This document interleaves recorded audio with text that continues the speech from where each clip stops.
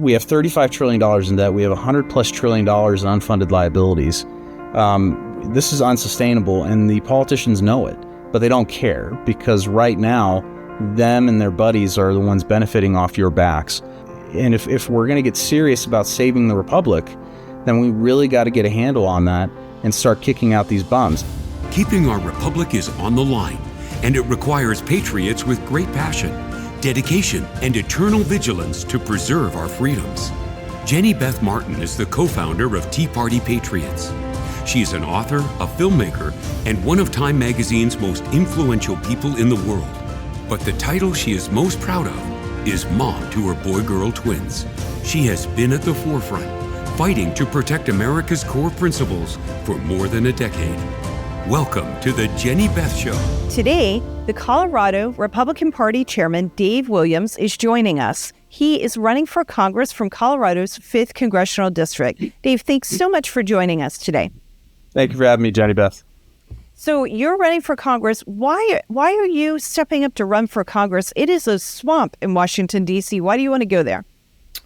Yeah, it's not something I necessarily look forward to, but it's something that needs to be done. Like many of your listeners and viewers, I'm a pissed off Republican. I'm tired of the hypocrites in our party, both parties, but especially the Republican Party, where they say one thing, but then they do another when they think no one's looking or paying attention.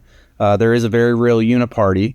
Washington, D.C. is broken. It's not just a cliche. It's not just a catchphrase by some of the champion patriots that are in D.C. right now. It's absolute truth. And if we don't step up and start putting good people in there with integrity, who are going to fight for limited government, the Constitution, and of course the America First policies that we need to get this country back on track, then we're going to continue to lose. I mean, one great race to look at is what happened in Texas yesterday between Tony Gonzalez and Brandon Herrera.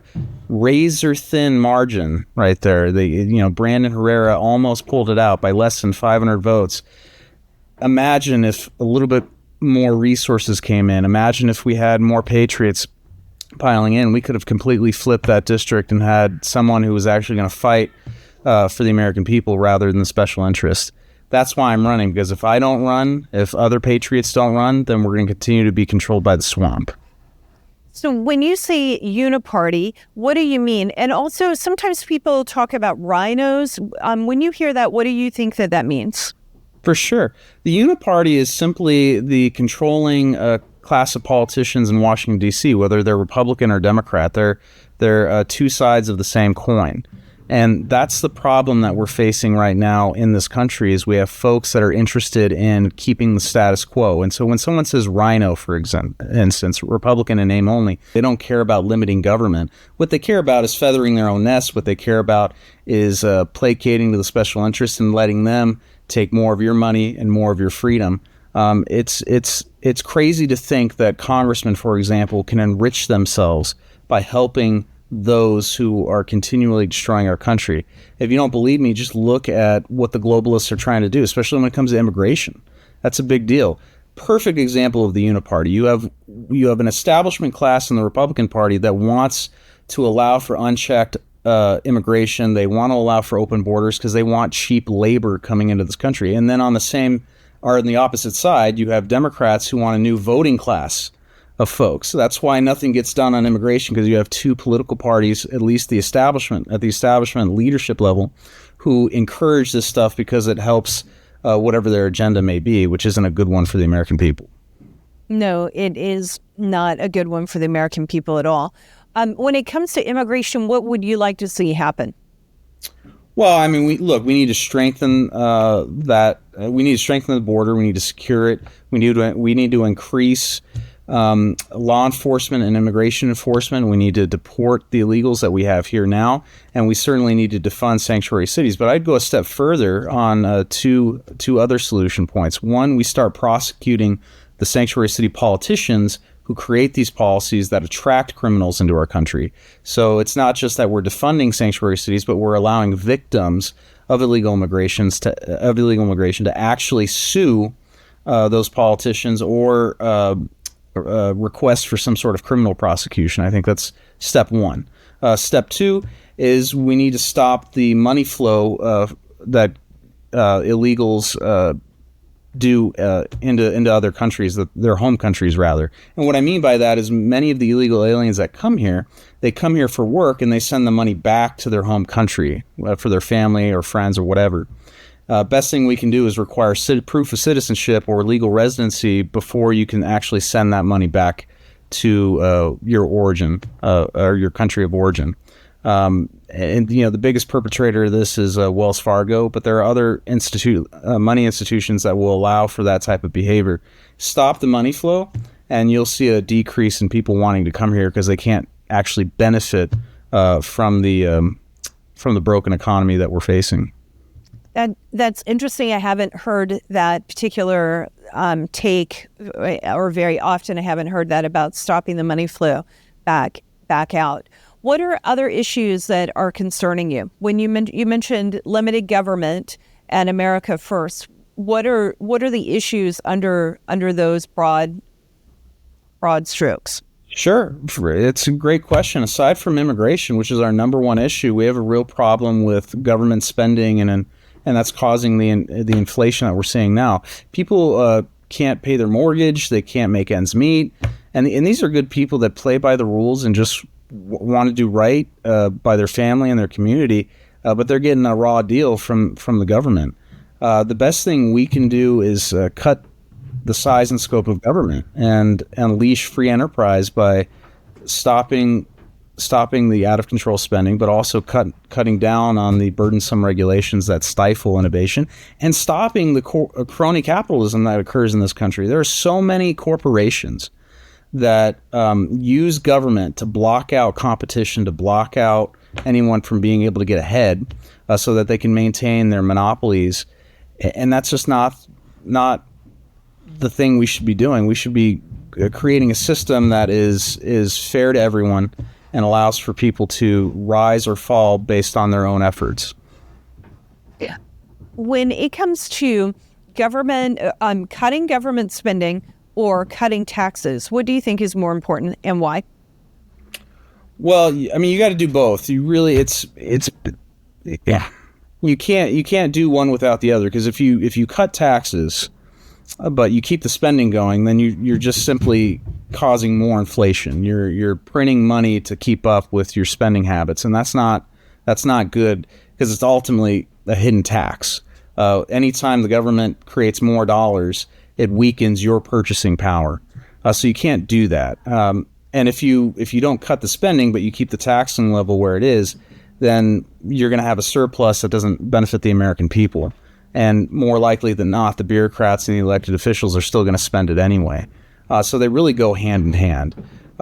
We have $35 trillion in debt. We have $100+ trillion in unfunded liabilities. This is unsustainable, and the politicians know it, but they don't care, because right now, them and their buddies are the ones benefiting off your backs.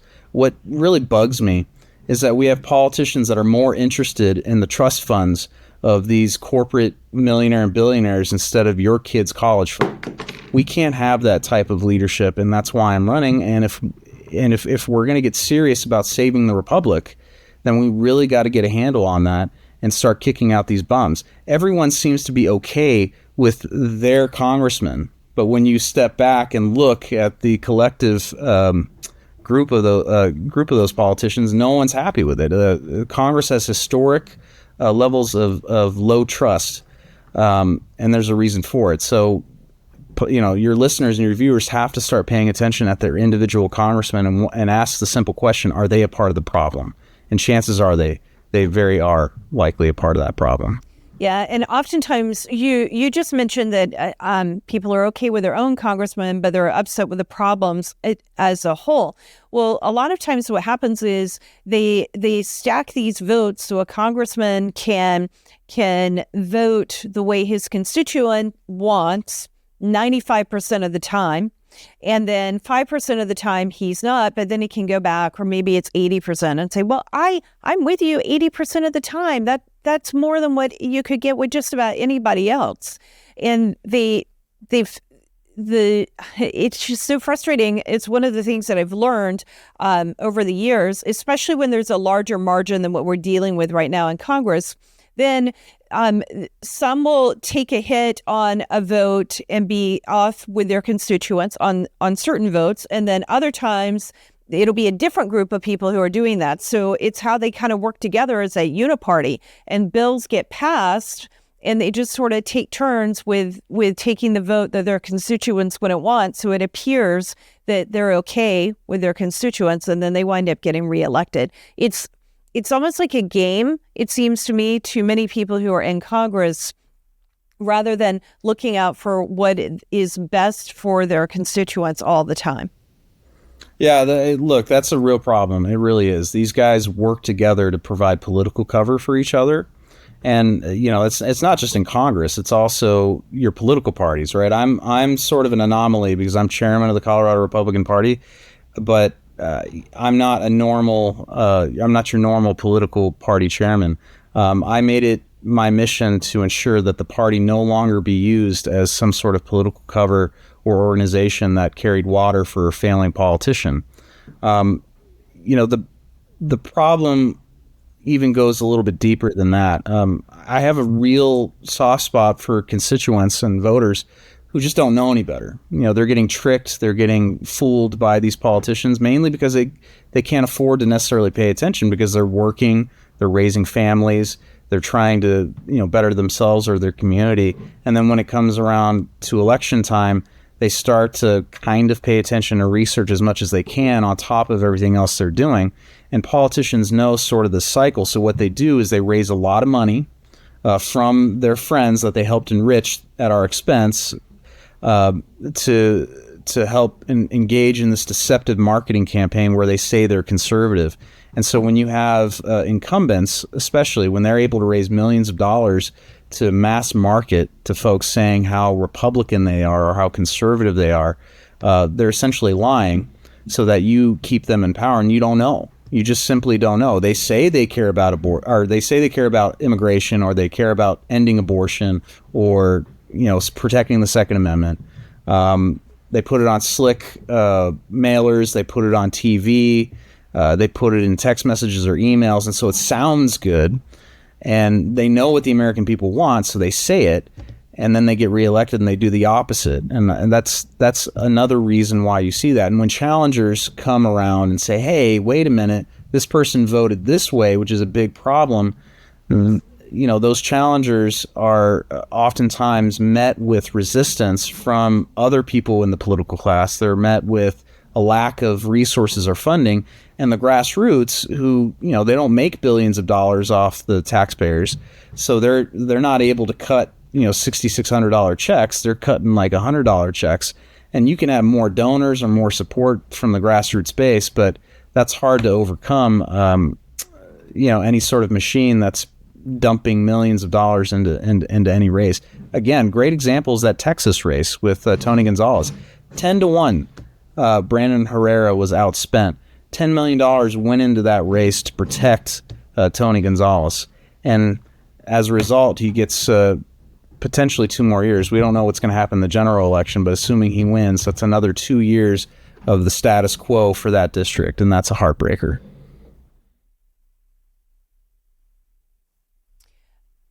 A minute ago, when we were talking about cutting taxes versus cutting spending, you said that we need to do both. And I agree with you that we need to do both. What we saw under President Trump, and it also happened under President Reagan especially, is when you cut taxes, you grow the economy. So instead of the pie being, this big, it becomes this big. And your slice of the pie winds up being you get a lot more because the economy has grown. But the debt is a real problem. And the overspending is a massive problem, and it puts a burden on us. It's putting a burden on our children. And sadly, it's even putting a burden on our grandchildren. And my kids are only 21, so putting a burden on my future grandchildren is just obscene to me. It's absolutely wrong. And I think it's very good to talk about wanting to do both. And as far as I know, we did see a balanced budget in the 90s when Clinton was president and Newt Gingrich was Speaker of the House. And we've seen the economy grow through tax cuts. We've seen it not go through tax increases. But what we have not seen is both cutting spending and cutting taxes. And I think that if we did that, we would see an economy flourish, the likes of which we've never seen in our lifetimes. We would, and it's not just irresponsible. It's immoral. It's immoral that we're bankrupting not only ourselves but our children, their children, and their children. Again, you can't really do one without the other and expect to shrink government. The reason why you don't see it is because if you do actually cut spending and cut taxes, there's going to be a decrease in political power for the politicians and for the bureaucrats. And that's at the heart of the problem. I'm a Christian. I believe in Scripture. And one thing that comes to mind when I talk about this is the love of money. It's the root of all evil. There are too many people that are feeding at the government trough and enriching themselves, and they don't care because it's not their money. It's your money, but they have the power and the access to it. I served in the state legislature here in Colorado for 6 years, and I assure you, all the problems that we face come back to that single principle, that scriptural principle where it says the love of money is the root of all evil. These people do not care about anything other than enriching themselves. Most of them. There are some great patriots and good people in Congress and across the country, but they are not the majority.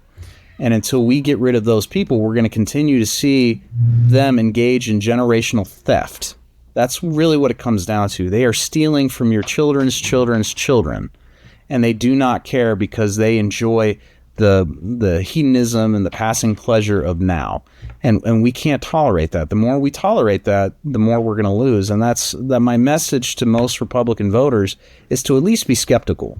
Ask yourself, what do you have to gain if I believe the politician who's telling me what they want to tell me? It's sort of a follow the money skepticism that we need more of. And if we can at least ask more questions and be a little bit more skeptical of the candidates and the politicians that come around and tell us what we want to hear, we will be better off. But we really do need to start asking ourselves this question. Hey, wait a minute.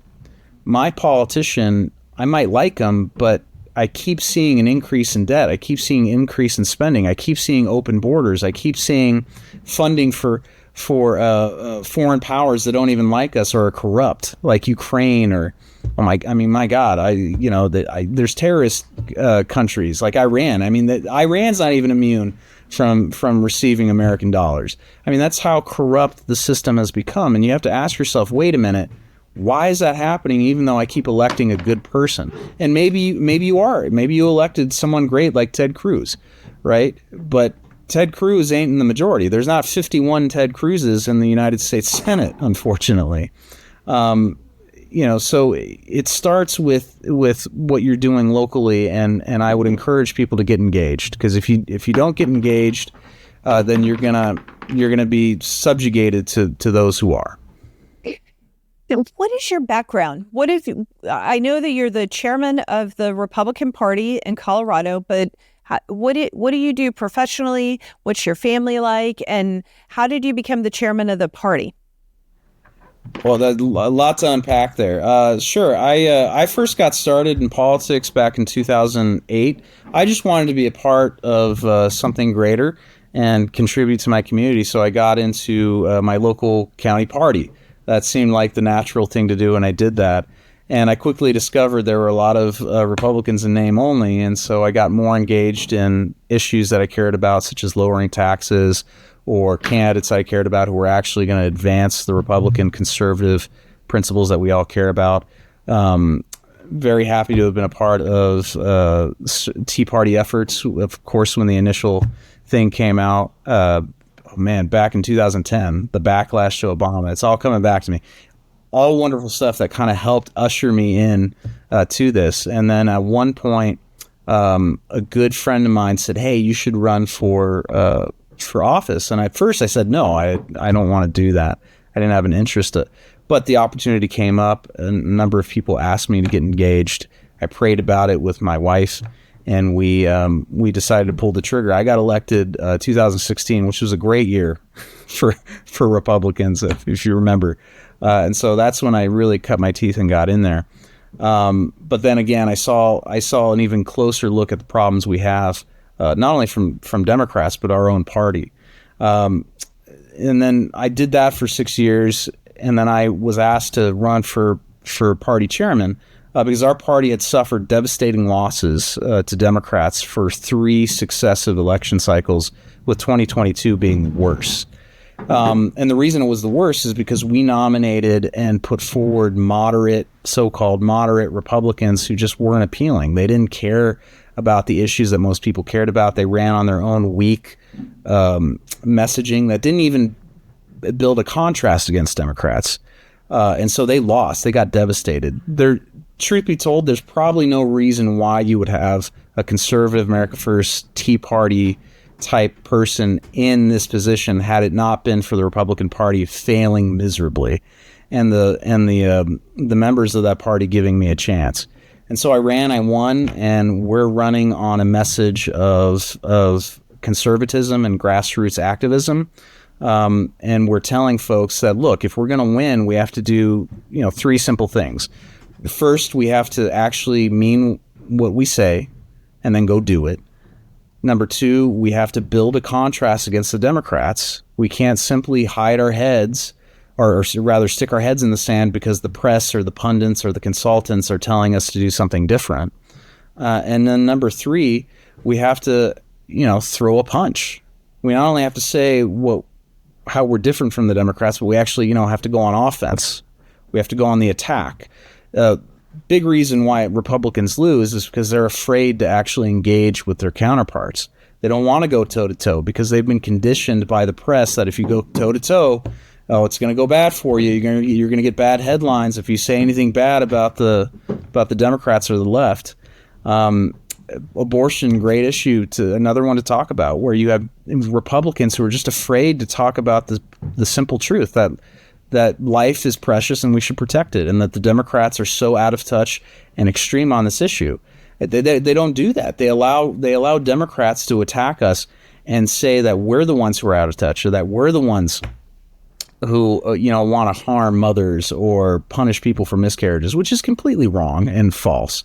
Instead, what we should be saying is that there's no baby that can escape the scalpel of the Democrat.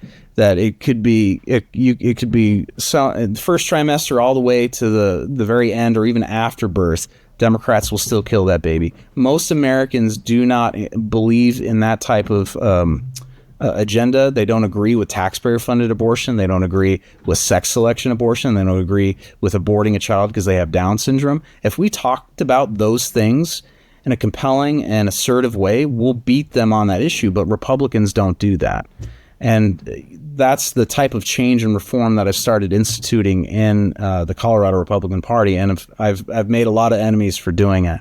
Aside from politics, I came through the world of small business, specifically manufacturing, and I did that for about 10 years, and then COVID hit and kind of shut the industry down, and the owners that I had worked for decided to retire, and I decided to just kind of do at the time I was still in the legislature, so I just did that full time.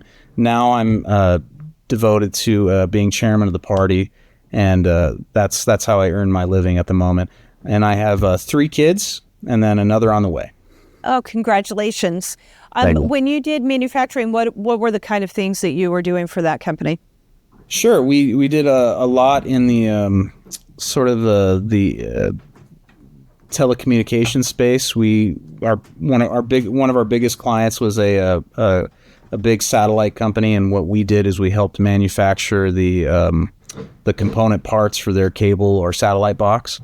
It wasn't glamorous stuff, but we were working with suppliers not only internationally but also domestically to try and give the customer the best price and the best service while still making a profit. Again, it wasn't sexy work, but it paid the bills and was an honest living. And we were happy to help certainly create jobs within our community and other parts of the country. Yeah, I want to just say something. It is sexy work and it is glamorous. And I think that it is something that I worked in a paper mill supporting the computer systems in a paper mill when I got out of college, and I had to wear a hard hat occasionally, safety goggles, ear plugs, steel-toed shoes, you name it. I've had to have those supplies. And then I worked for the Home Depot, supporting their import department with computer systems. So I understood how imports and the supply chain works when it comes in internationally.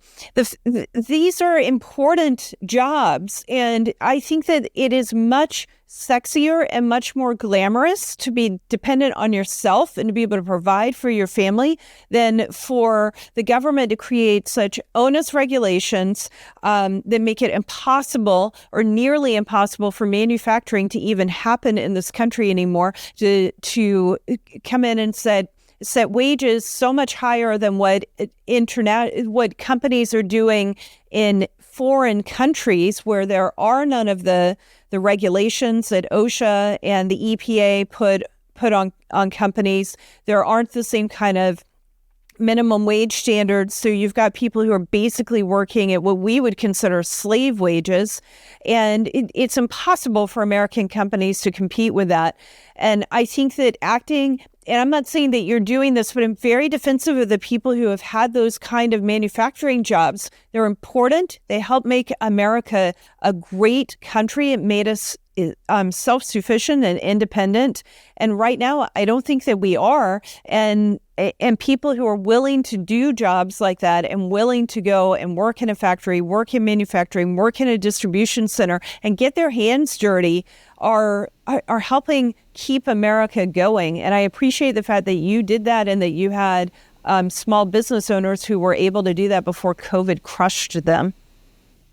Yeah, and I'll go ahead and walk back a little bit. I said COVID. Really, it was government mandated shutdowns as a result of a overreaction to COVID. Really, that's what happened there.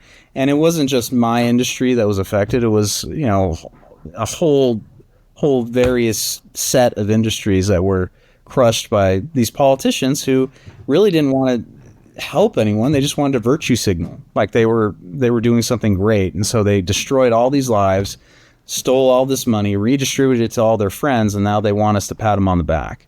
I mean, that's, again, another great example of why patriots across this country need to rise up and either run against these failed politicians or help someone who will. We don't do that, then we're going to have another situation where that happens. I guarantee you that experience that the American people felt is going to happen again if we don't prevent it by getting good people in office, because they got away with it. I hate to say it, but they got away with this massive wealth transfer. They got away with these lockdowns and these violations of their rights, and they got away with harming your children in schools. I mean, there's so many different ways that event changed America and for the worst. So if we're not vigilant, then we're not going to be able to keep the republic like Benjamin Franklin, told us all those years ago.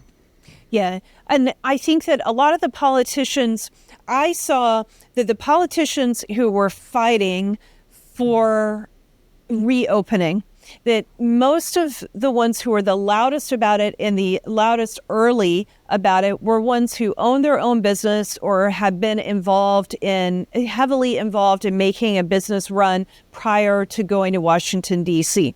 The ones who were attorneys or worked in think tanks or have just spent their whole life either working for government or running for office or whatever it might be, their ambitions were always to be a politician. They've never had to make payroll. They've never had to figure out how they're going to have enough income to pay the employees who they have and to make sure everything balances. They just tax more, print more money, and they think money just grows on trees or comes from printing presses rather than understanding the work that goes into creating wealth. And I think for them, it was really easy to just make decisions. Oh, we're just going to shut things down and we can move some money around here or there. I don't even know, like some sort of shell game, and everything will be okay. It's not okay. And businesses are still suffering from it. And you're right. People do need to rise up, especially if you've been negatively impacted by this, and send signals to the politicians who were not opening and were in favor of mandates, whether it was mask on kids, not opening schools, the locking down of companies, of saying some people are essential, others are not. All of that, we need to be saying absolutely not. And that kind of response to a virus can never happen again. Yeah, I couldn't agree more. The problem in government is that they have all the guns, right? The government is force. At the very basic element of it, government is force. And so when you have a bunch of bureaucrats and elected officials who are able to use that force in order to take your money, they don't care. I mean, they'll shut everything down because they're in charge and they have the power to do that. And so they don't lose paychecks. I mean, one of the most heartbreaking things I experienced when I was in the state legislature was getting many constituents coming to me saying, hey, I need my unemployment because my industry was shut down. I don't have a job right now. And the government's not even moving quickly enough to get me the money that I need in order to pay my bills or my mortgage or put food on the table. I can't begin to tell you how many phone calls and emails that I had to personally intervene on to ensure that these people got some sort of relief as a result of the government shutdown. But ultimately, that's the problem. You have politicians who have no sympathy for, or bureaucrats who have no sympathy for any average American worker or anyone paying taxes because they don't produce. They only take. And you really want to balance the budget in Congress, or you want to have good policies in place. Start taking away the incentive for them to get paid to do nothing, right?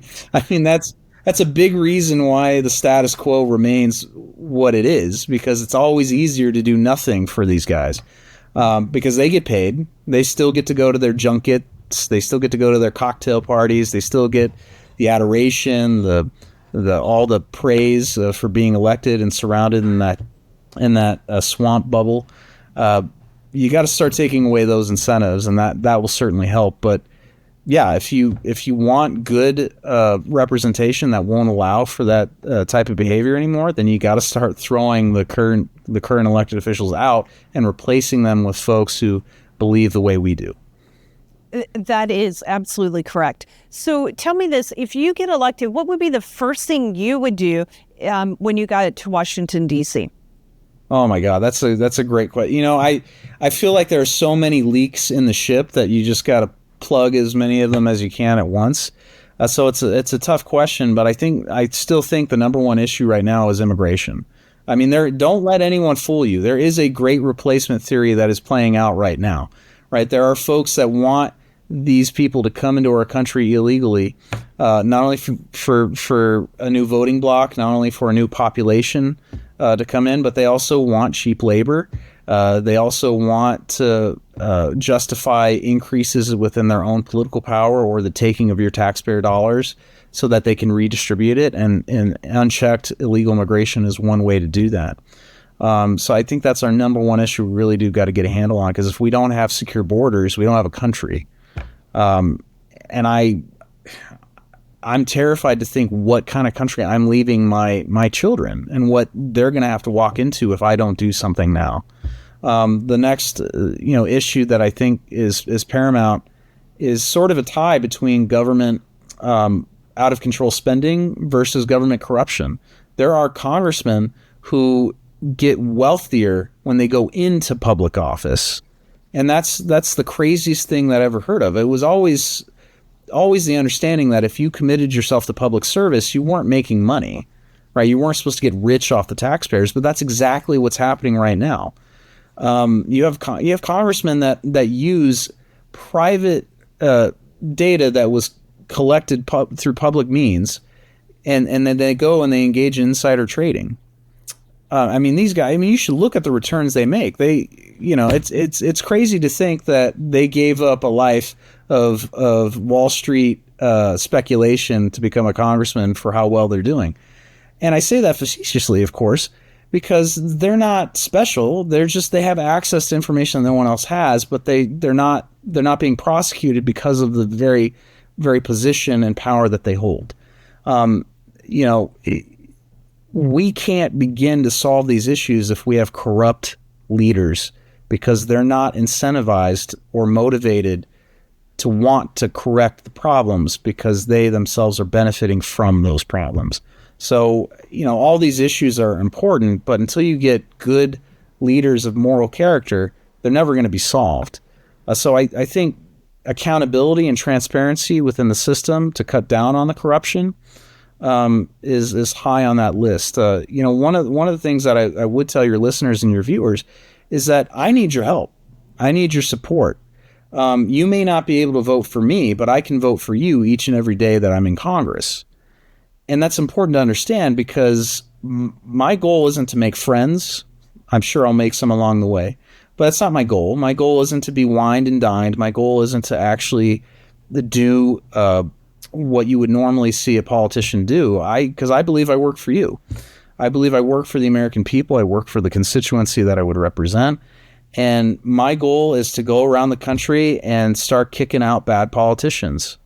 I mean, that's a big priority goal for me, and I'm not afraid to say it. If you're a terrible congressman and you're screwing over the American people, I'm going to help find a challenger and get you out, because I can't do this alone. Imagine if we had 51 Ted Cruzes in the United States Senate, what that would do to this country. We would see a wholesale change in how this country operates. Likewise, in the United States House of Representatives, we need politicians and congressmen who are willing to stand up to these failed leaders, these corrupt leaders, and say no more. And if you can't work for the American people, I'm going to expose you and at least give those people a choice in electing new leadership. So those are probably the three issues that I'd be looking at is, getting a handle on the border. So you said you need people's support. How can they support you? Oh, yeah, of course. Please visit my website. We have an election June 25th. I'm running against a globalist establishment swamp creature who's a paid lobbyist and supported Nikki Haley over Donald Trump. And that election is June 25th with mail-in ballots starting next week. So I need to raise about another $75,000 so that we can get our Trump endorsement. We've been endorsed by Donald Trump and many other great organizations like the House Freedom Caucus and the National Rifle Association. So it's a very competitive race. We're in the driver's seat, but we need to overcome the millions of dollars that are being spent to stop us from winning right now. So you got to visit my website at daveforcolorado.com. That's Dave, DAVEFORCOLORADO.com. And donate to us, because we got to raise about $75,000 to help get more text messages, more digital ads out, more mail pieces out, everything that we can do to round out our marketing campaign, because there is a chance that, very much like in other places around the country, the establishment's going to just dump enough money in to try and drown us out. But we have the people on our side. We have great people supporting us, like President Trump, who are making it very hard on them to steal this election. So help us out. Visit my website, daveforcolorado.com, and chip in whatever you can. We can't do this without you. Very good, Dave. And then my very last question for you is this. Who is your favorite founding father? Oh, that's always a tough question, because there's a lot of them. A lot of them are great founding fathers for different reasons. I think the most obvious answer to me is George Washington. And it seems like sort of a cop-out, because there are other good people like Benjamin Rush, for example, or some of them are escaping me. You want to know some great founding fathers, go to the Wall Builders website and start reading about them. David Barton does a great job at talking about those individuals. But George Washington in particular is someone who is a person we should emulate, because this is an individual that could have become the new king of America if he wanted to. That's how popular and how powerful he had become, but he willingly gave up his power so that it would be an example to future leaders, and so he could go back to just living a normal private life as much as he could anyway. I mean, that's unprecedented in world history, where you have power, but you willingly give it up so that others could lead. I mean, there's no greater example of the type of leadership we desperately need in this country now. Well, Dave, thank you so much for joining us today. I hope that people go and visit your website at daveforcolorado.com. And I wish you luck over the next few weeks as you're running into the home stretch for the primary. And also good luck to your wife with your fourth baby on the way. Thank you so much, Jenny Beth, and thank you for having me. The Jenny Beth Show is hosted by Jenny Beth Martin, produced by Kevin Mooneyhan, and directed by Luke Livingston. The Jenny Beth Show is a production of Tea Party Patriots Action. For more information, visit teapartypatriots.org. If you like this episode, let me know by hitting the like button or leaving a comment or a 5-star review. And if you want to be the first to know every time we drop a new episode, be sure to subscribe and turn on notifications for whichever platform you're listening on. If you do these simple things, it will help the podcast grow, and I'd really appreciate it. Thank you so much.